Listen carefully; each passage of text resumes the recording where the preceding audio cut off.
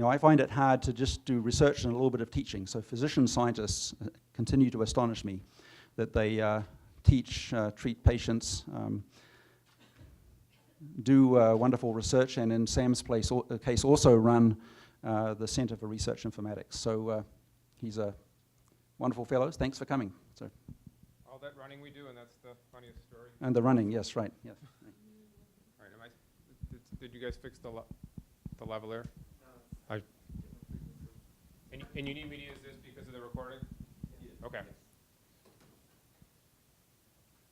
All right, so thanks for letting me come speak today. I'm going to be talking about some of the work we're doing using our data from the hospital to study rare events in the hospital and ways that we could make hospitals safer. Okay, so we're going to talk a little bit about medical errors, using big data to study patients, and then in the end we'll talk about using thinking about the hospital as an ecosystem. So, and as I want you to think about, as we do this, what the hospital of the future might look like and how we might use data to make hospitals safer. So what are the leading causes of death in the United States? These should be easy, right? Yeah, so heart disease, cancer. Good, so those 1 and 2. And then what's the third most? Yeah. Yeah, so medical errors actually are thought to be the third most common cause of death. And it's pretty incredible when you think about it. Preventable medical errors are responsible for anywhere up to about 1,000 deaths per day, 10,000 serious complications, and can cost upwards of $1 trillion a year. So this is old data, right? This is from 1999. So there's some new data. This is a paper from a couple years ago where a reanalysis was done, and a pretty thoughtful estimate was put forward as the true number of premature deaths associated with preventable harm, estimated at more than 400,000 per year. So that's pretty significant, right? So if there's anything we could do to help decrease the number and kinds of medical errors, we should be thinking about that. So what kinds of mistakes do we see in medicine? So everything that you can think of, there's always the ones that get a lot of press, somebody who's misdiagnosed or when they get the wrong therapy for the disease that they're on. But some of these could be more subtle, right? Like is it an error when somebody gets their medicine 2 hours late in the hospital? Yeah, that's a mistake. Does it cause problem usually? Not usually, but sometimes it can. People, the ones you read in the paper when somebody gets the wrong limb cut off, right? So that's obviously something that gets a lot of press. And anybody who's had surgery in the last couple of years will know that they come at you with a giant marker and they start to write on you to make sure that your leg says not this one or this one. And those are all the results of these kinds of errors. Transfusion errors, so somebody getting a transfusion in the hospital where they get the wrong blood. What do you think the most common reason for a transfusion error is? Where's the mix-up? Is it in the lab when they're picking the blood out? No, the error is when the nurse comes in with the blood and gives it to the patient in bed A instead of bed B. So that's where the mistake is. And that's why everybody's got wristbands on now and they scan them and they try to match it up with the blood, but it's not a perfect system. And if you give millions of transfusions a day, like we do in this country, you're going to have mistakes, and mistakes like transfusion errors can be deadly. And adverse drug events we hear a lot about, and the ones we hear about are the ones where somebody takes a drug and they die from taking the drug, but a lot of adverse events could be something as mild as a rash or a fever, which usually is okay, but those can lead to other complications. So mistakes can span a whole spectrum, and so as you think about it, I think we're good. I think we're pretty good at not cutting off the wrong limb. I think we've got that one down now. But when you think about errors, think about the ones that are more subtle, that over a large number of people you're going to have problems, and those are the more insidious things that we want to try to prevent. So how can we study risk in places like the hospital? And to do this, you have to have a lot of data, and obviously getting a lot of data is what we've been talking about today. We have no problem getting data in the hospital. The problem is getting good data, as we'll talk about. So this is so I'm going to show a few examples of some studies that we did not do here, but that illustrate some interesting issues about getting at large data sets.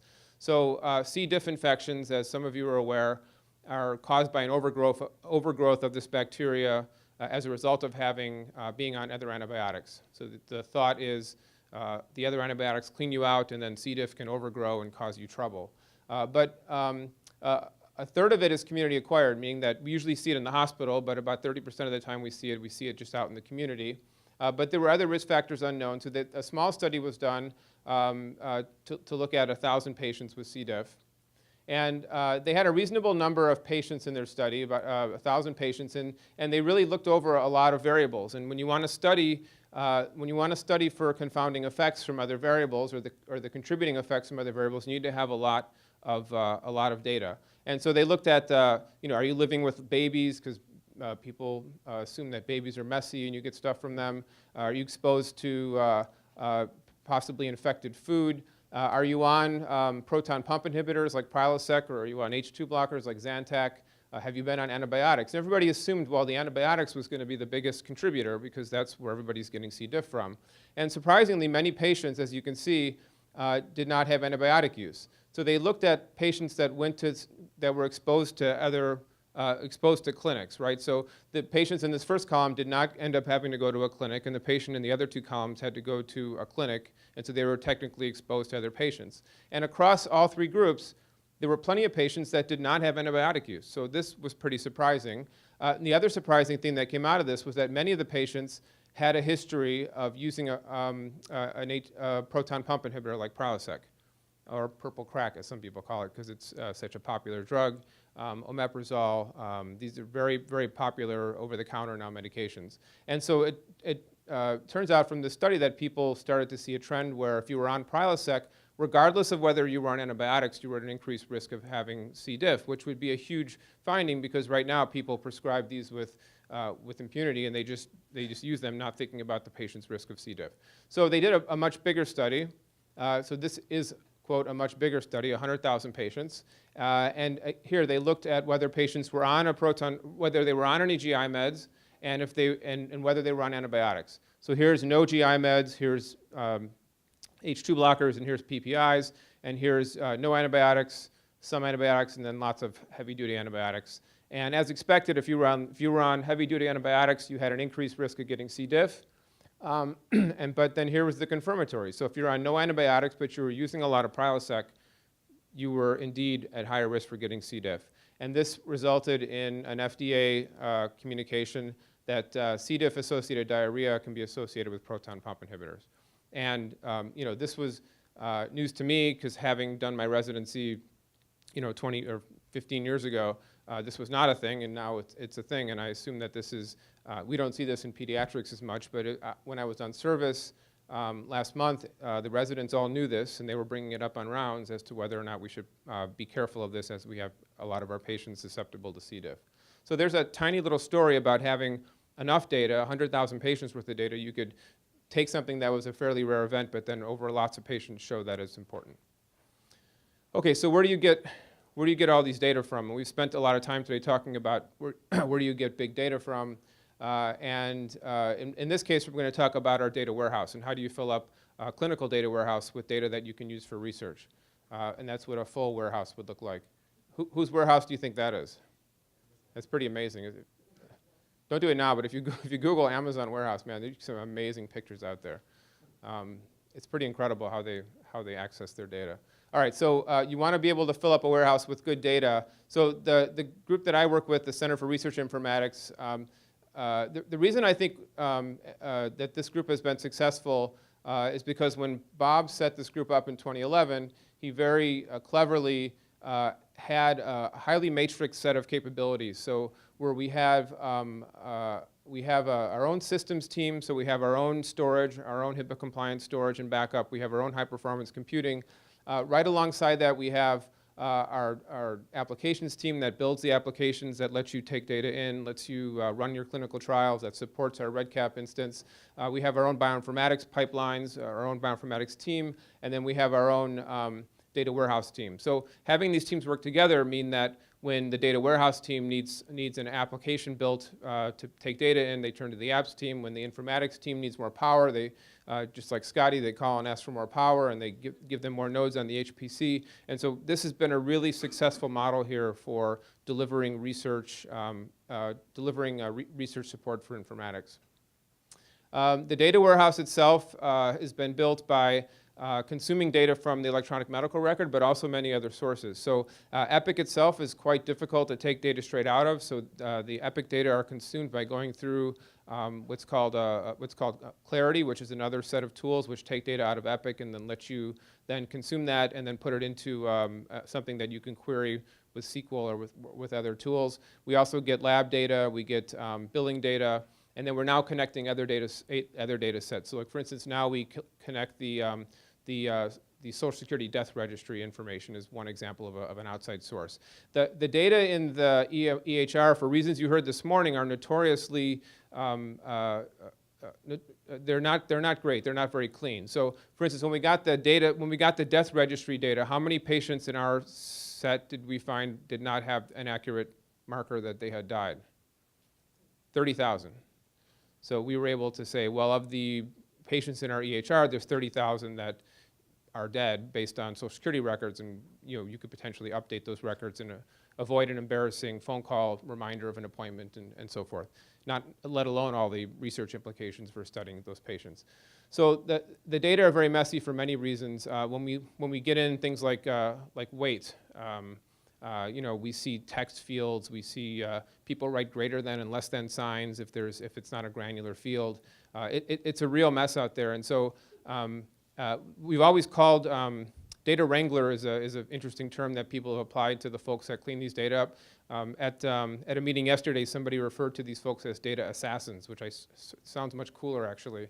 And their job is to try to clean up the data and make it usable. And I think one of the reasons that this group has been so successful is that they take they're hugely proud of the data that they produce and the quality control. So every time that this data set is refreshed, which is every week, there's a huge set of scripts that run that look for the pregnant males and look for all the times when the weights are, when they look like there's kilograms and pounds inverted. I mean, there's all sets of quality controls that need to be in place. Now, the criticism you should throw back at me is, well, why don't you just go back to the source and fix those problems where they're created? And that's what we're trying to do now. So I've been working, co-chairing this data governance council with the hospital, trying to identify problems that we see here, but then go back to the source and say, well, why don't we fix the problem at the source so that if the timestamps are all wrong, and they're wrong because the nurse is writing the blood pressure on a paper towel and putting it in their pocket, then we should try to fix that problem and go back to the source and make it better. So enough of this quality soapbox, but that's a lot of the issues that we deal with. So moving on to some more of the research I wanted to talk about is one interesting project that was done here is trying to identify the patients that are at most risk for getting very sick very quickly. So who are I guess it's a little bit crass to say, but we used to call them the patients, so ticking time bombs. Who are the ones on your service that are the ones that are most likely to get sick? And so Matt Sherpak and Don Edelson did a study. It's now a couple years old where they took 50,000 patients out of our data warehouse. They had 100 in that set that had a cardiac arrest on the floor or a code, and 2,500 patients that went to the ICU. And then they looked at a whole bunch of factors, and they did the modeling to use these factors to come up with an early warning score.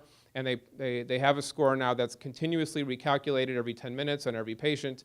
And there's actually a system now where there's a pager that goes off if a patient meets a threshold, and then a team goes to their room to try to figure out why they're at risk for having this. And they were able to predict within 8 hours or something beforehand if a patient was at higher risk of having a cardiac arrest. So pretty cool work, and again, only because you're able to get at tons of data.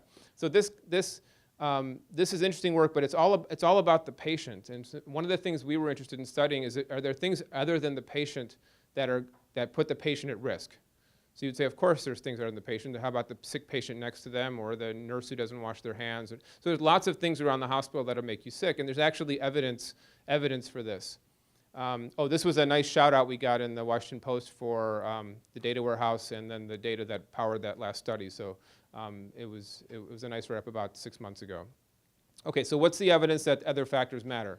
So here's some other studies which I think will help convince you that other factors besides the patient's own illness are important. So when the NICU is busy, the length of stay goes down.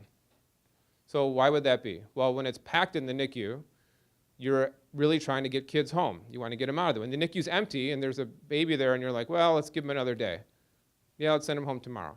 Now, you'd hate to think that medical decisions are being made this way, but they are. And anybody who's, I see all the physicians like nodding, and that it's true. And nobody else will be surprised at this one, where when the ICU is full, the number of cardiac arrests in the general wards goes up.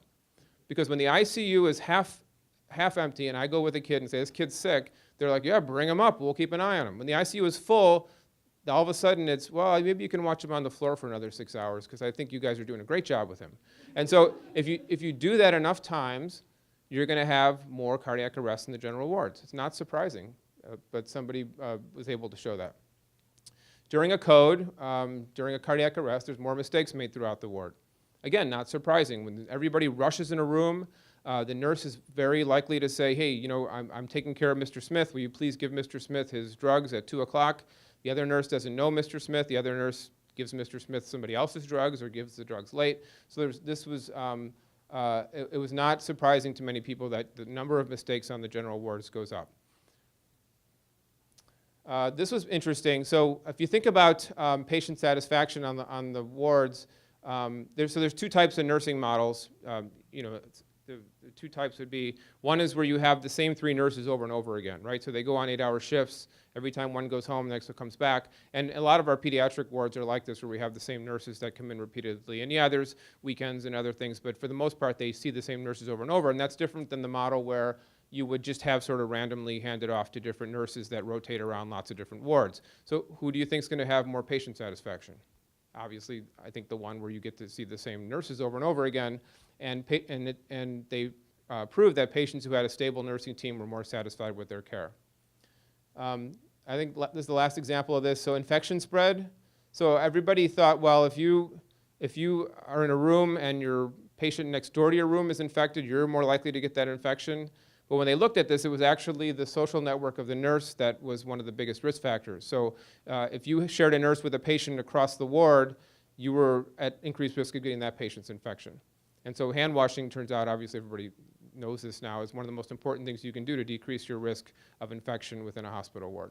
So I think that's relatively convincing that things that are outside of the patient are important to the patient's health. And this is what we were interested in studying. So we did a study looking at risk within our hospital ward. The idea being is if you know the patient's, if you can estimate the patient's risk of something bad happening to them, can you watch the risk to other patients around them when something bad happens?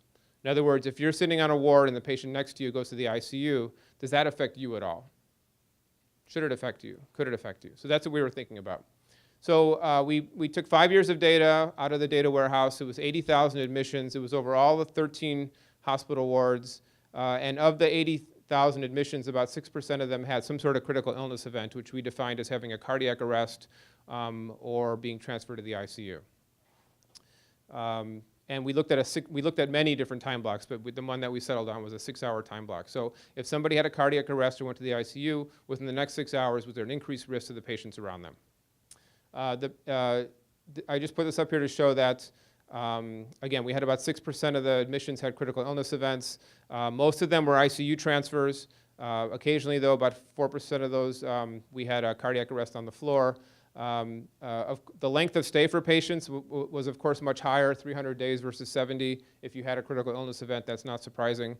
And then I put this up here because I wanted to introduce this term ECART. And ECART is the score that Matt Sherpak and Donna came up to. It's an acronym which they named their score, which says this patient is at higher risk of having a critical event. So if your ECART score was higher, it means you're more likely to get sick. And not surprisingly, the patients that had critical illness had higher ECART scores. So, and I bring that up because the ECART's an important concept that we're going to talk about when I show the rest of the data. So what we found was that indeed adverse events are contagious. And so if you're on a ward and nothing bad happens on that ward while you're there, you have a baseline level of risk of something happening to you based on just looking at all the patients and what their risk is. If there is a critical event on the floor, your risk goes up by about 50%, and if it's more than one event, it goes up quite a bit more. So this was, and this is the raw unadjusted data, and I'll show the adjusted model in a minute. But this raw data, I think, is rather convincing that if you're in the hospital and a patient, across the hall in your same ward has a cardiac arrest or a code, that your risk goes up. Now, I always get asked in talks, people are like, well, what do I do about this? Well, you don't do anything about it because the risk to you in general is very low. But if you look over these 80,000 admissions, you start to see a trend here that's important. So we did a fully adjusted model doing this time series analysis. And so we factored in things like the ECART score, the shift, whether it was a day shift or a night shift, number of patients in the ward, whether the ICU was full. And even in the fully adjusted model, there was a significant increase in risk if there was one or more than one event happening. So if there was one event in the prior 6 hours, your risk was up, your odds ratio was 1.2, and if you had more than one event, it was 1.5. So pretty significant change in your risk. And so why might this be? So I have some ideas, but what do you think some of the reasons could be? We talked about a few of them, right? So one could just be that there's mistakes on the ward, right? But what else could happen? So people don't get seen, so decreased vigilance. So we're trying to think about this idea of vigilance now. So if the resident's in a room for an hour and a half with a patient that's coding, but that resident has a patient next door, and the patient's got abdominal pain, that resident might not see that patient for 90 minutes. So it's an important concept of vigilance. And we're trying to figure out how we could define vigilance and how we can study vigilance to see if we can try to understand what's causing this effect. So this is just a little heat map because people think heat maps are cool. But if you so on the left here is the ECART score of the patient. So that you can think of this as how sick is the patient, and on the bottom is the number of critical illness events. And when there's no critical illness events, your ECART, as it goes up, the risk to the patient goes up, obviously. But when there's one event or more than one event, you can see that there's more orange down here, meaning that at a much lower score for that patient, they're at increased risk. So this effect seems to be real, and it seems to be important. So what we're doing now is trying to understand why this effect occurs. So we got the blueprints for the hospital, which were surprisingly easy to get. And then we had a summer student measure all the distances between every room.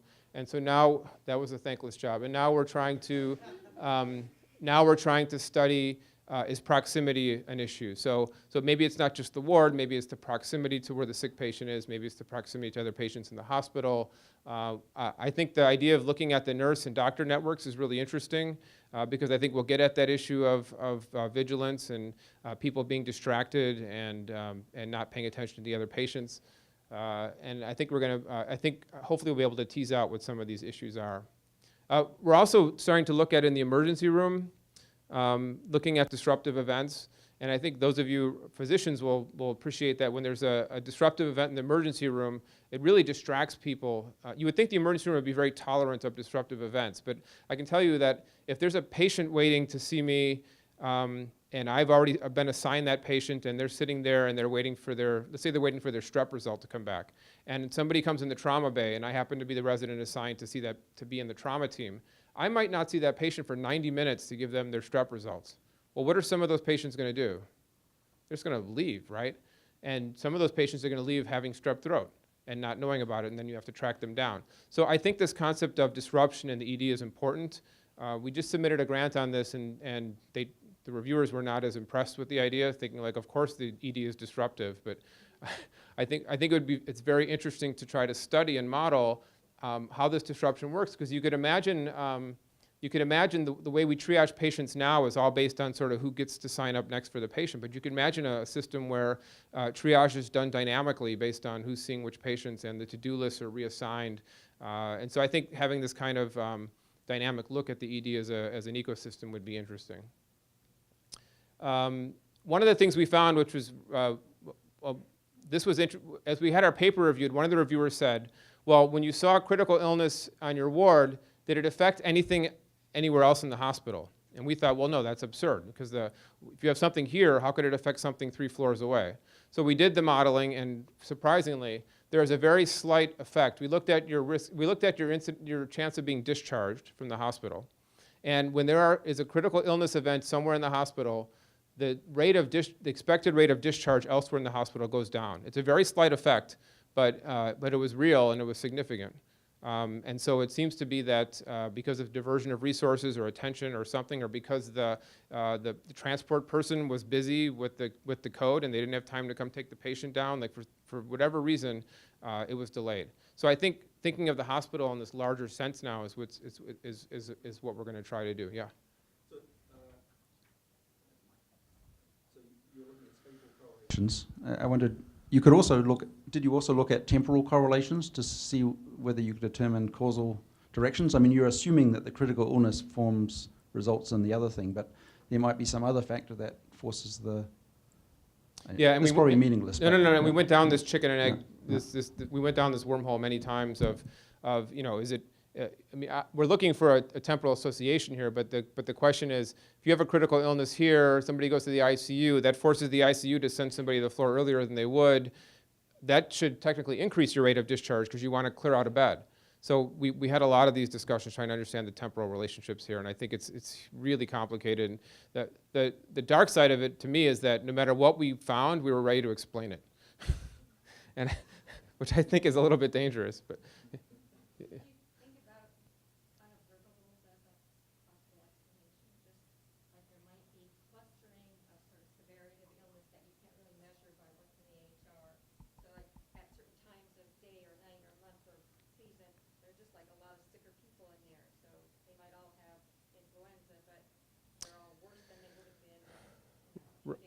right. So the only way that we controlled for that was by using the ECART score and trying to control for the sort of the health of the ward as a whole. What that doesn't get at, which is you bring up a more subtle point, is it possible that at certain times people with influenza just weren't doing as well as other times? But since the ECART score brings in a lot of things like their vitals and their lab values and other factors, I would think we would get at this sort of overall health of the ward. The initial name for this project was the Black Cloud Project because it came out of us sitting around talking about how in residency there was always a resident who sort of had a black cloud over their head when they were on, you would get 20 admissions or everybody would get sick. And so the idea was that there were these intangibles or unseen things that you couldn't pick up on. And so of course we think there's things that we're not measuring. And this is of course Julian's thing is, how do you have to measure everything because you don't know what you're trying to measure. And so I think it's important that we consider these things, but you're not going to be able to test everything. But I appreciate that. Yeah. I'm curious whether the kind of work that you do can also be used to rethink the physical layout of hospitals. They actually, think of the architects being involved in rethinking how things are actually done, how people move through a ward, for example. Yeah, and this would actually probably something Dan would be interested in as a process guy, trying to understand how do we, should we put all the cardiac patients in the same place together, and should the nurses all be assigned in the way that we do, or should you have a patient post-op next to a patient who's an oncology patient? Maybe that would be better. And so we've been thinking about these things. I mean, those are pretty heretical, I guess, to think about, but those are obviously things that could come out of an analysis like this. Albert? The results you showed, I think, follow a pretty classical kind of clinical epidemiological approach. Are you thinking about building an agent-based model of the hospital? I assume people have already done this because it's very a natural way to simulate. And there's experts in CRI and CI and so on. Right. So we couldn't find that type of analysis for the emergency room. And actually, aim 3 of this grant was agent-based modeling to do this. So if I would love to discuss that further because that was one of the things we got dinged on was it didn't seem like feasible the way that we had set up the simulation for the emergency department. So I think that would be something definitely to try. Julian or Ian, somebody? Oh, while we're waiting, there was this result. Yeah, I got it. There was this interesting result a while ago where people did better if they were hospitalized during the national meetings of the cardiac. Have you studied that? Yeah, so we didn't look at specific time. We looked at like days of the week and times of the day to see if those things had effects. But I think we've heard these things about when there's big national meetings or when the new residents switch over, and I think those things can have effects. But those should be pretty discrete, I think, right? Yeah. Julian? So mine is a grantsmanship suggestion, I Sure. suppose. there is the issue of obviousness. You know, there's a fine line between attractive hypothesis and perfectly obvious. And so to the extent that you can find things that aren't arguably perfectly obvious to somebody who might be the reviewer, then I think you'll have better success. Yeah, I agree. Yeah. Yeah. I was going to say that the really tough part of these, which is kind of an analog of Julian's comment, the really tough part of these is then to say, okay, what's the intervention that I can do that will cause the numbers to be the same when the ICU is still full, not have those arrests on the floor. And there's a little problem of scarcity in events and so forth. But to me, that grantsmanship piece is the hypothesis testing of this seems to be the case, does this intervention work?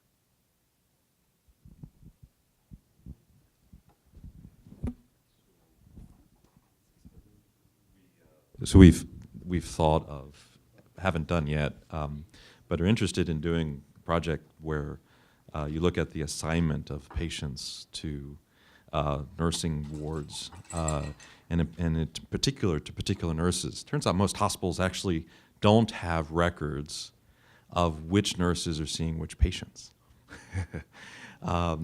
Turns out I've tried to find it. It's in a separate database, Maybe and you got it has something to do with the unions Okay. that we found. There's Maybe this. So.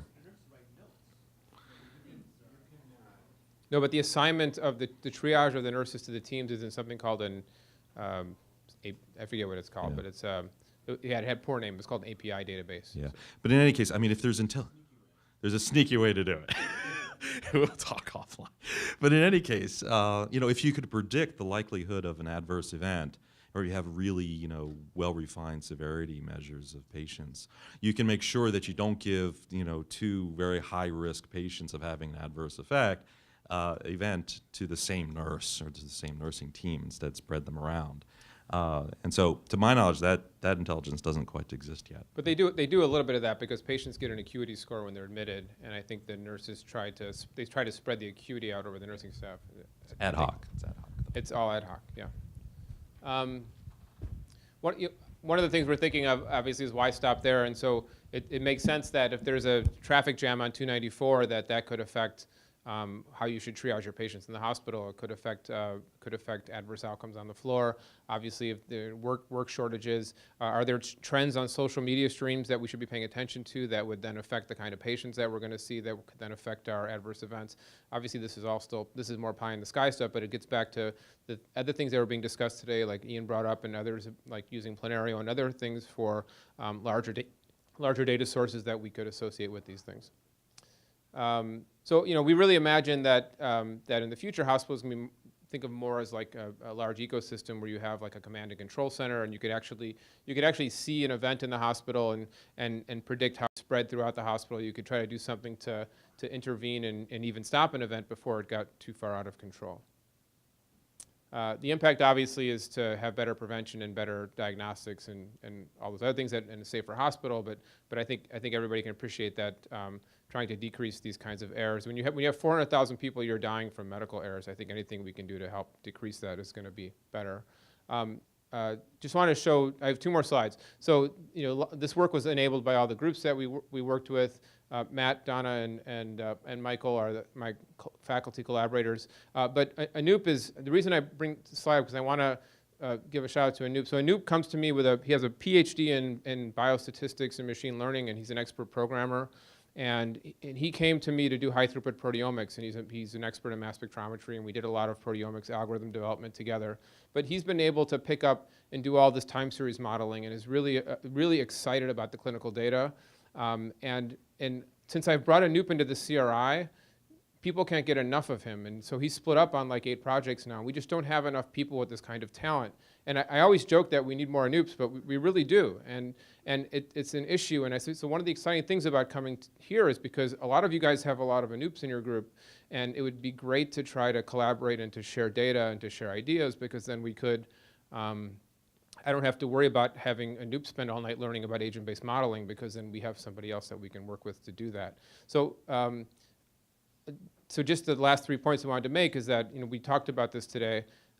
We should try to leverage our shared infrastructure, and there's no reason why, where it's legal to do so, we should be able to share our databases and share our data and share our access. And we've been trying to help groups set up their data. It's not always easy, and there's always questions of funding, and there's always questions of licenses and things like that, but we can work through those things. It took us a long time. I think we finally got your system set up, and we'll figure out how to make it available. It's not always easy, but we should work through it. We should share talent across divisions, because there's so much talent out there. And I know Mike Franklin comes with lots of machine learning and lots of talent in his group that we should be able to share and leverage, as do all of your groups. And then nobody likes to talk about governance because it's super boring, but I do a lot of data governance. This is where you can sort of make or break it. And having some sort of larger data governance group across the interests in this room that could look at all of our data issues, that could understand who's got which data sets, how can we share them, how are we making sure that that any new data set we bring in meets certain standards, how are we making sure that all the data has the right kind of provenance so we can trace it back to its lineage and its original source, how are we sharing our algorithms. I think that's the place to start, is to get a governance group together that can try to look at these issues. So that's all I wanted to talk about today. So I'm a fast talker, so we have more time for questions, or we can move on to the break. Yep.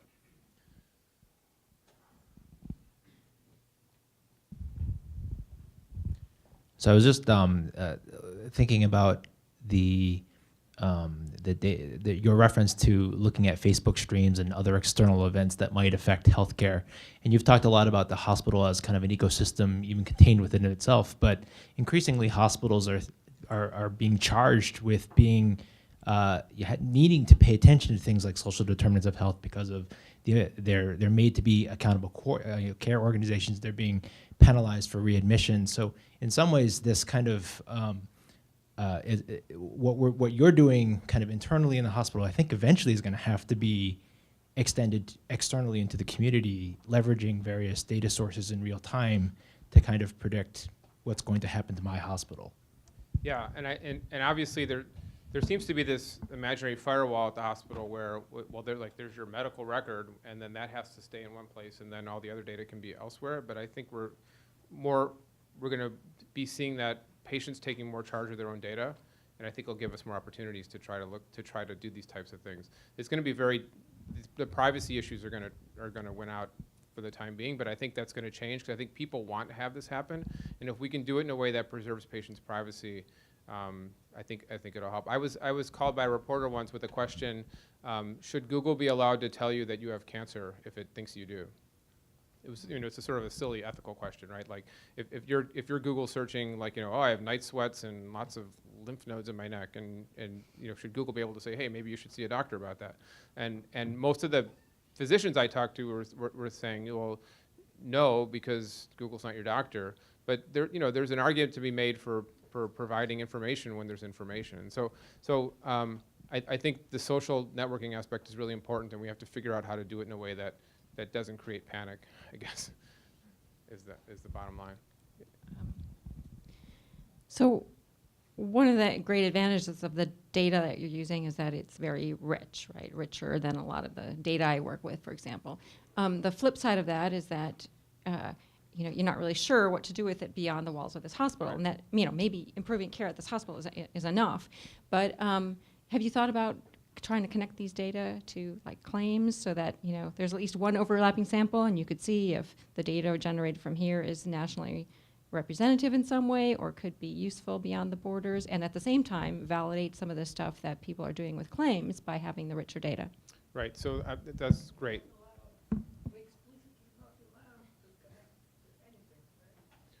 Right, so great point. So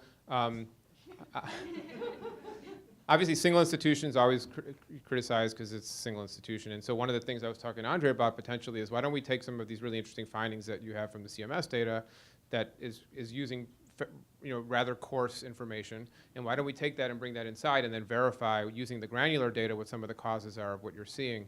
Now, now, because we probably wouldn't see those effects on our small numbers, but we can at least take the granular data and try to help prove what the causes are.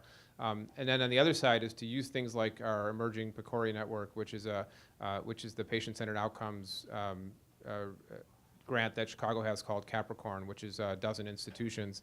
And we're now doing cohort search and discovery over these dozen institutions, and then we can then get at the granular data. The problem with it is you have to create an interface layer to translate all the data from everybody's individual EMR into a layer that you can share. But we're getting better at that, and I think Jonathan painted a rather hopeful picture that things are getting a lot better, and that'll let you go from having an 80,000 patient study to a 1 million patient study, and I think we're going to get there. It sounds like from what Andre said is that there's probably issues with trying to associate CMS patients with actual granular data that I've never worked with CMS data, so there may be legal issues there.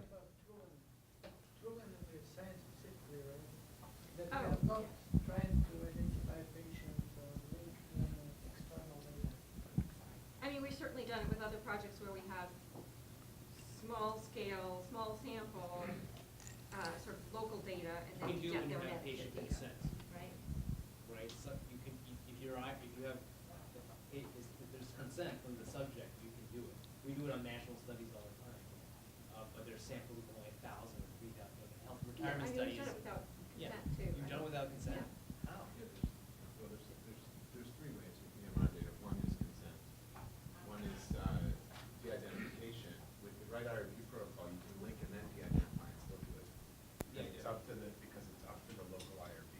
Assuming that the data use is okay, you have access to these two data sets. If your IRB will approve it, you can bring the data sets together under somebody who's an honest broker. Then you have a combined de-identified data set.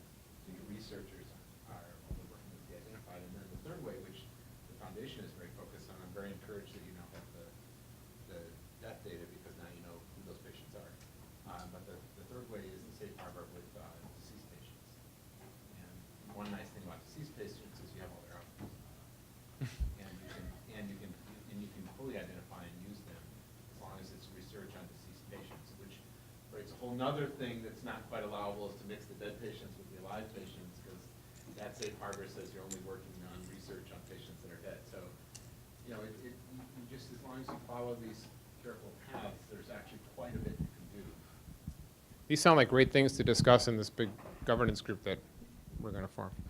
Yes, Julian? Could you also discuss paying for all of it? Paying for what? Uh, You mean like doing this work? yeah. It's expensive. Right. It's expensive. There's leveraging the shared infrastructure. All those infrastructures are expensive. Sharing them. The is- Anoops are expensive. I mean, the people are expensive. The non-people are expensive. It's all expensive. And yeah, but to set that up, I mean, so when we talk about getting data on 80,000 patients, I mean, that was probably a 40-hour data pull. I mean, it took a lot of data experts. The data are in great shape, but then to actually get at the data, pick out and Dan, you've dealt with our data team a lot. I mean, it takes a long time to pull the data out and then to do the quality control on it. So there are costs, but again, through shared infrastructure and shared resources, it seems to be something that we should be doing. Great talk. Interesting.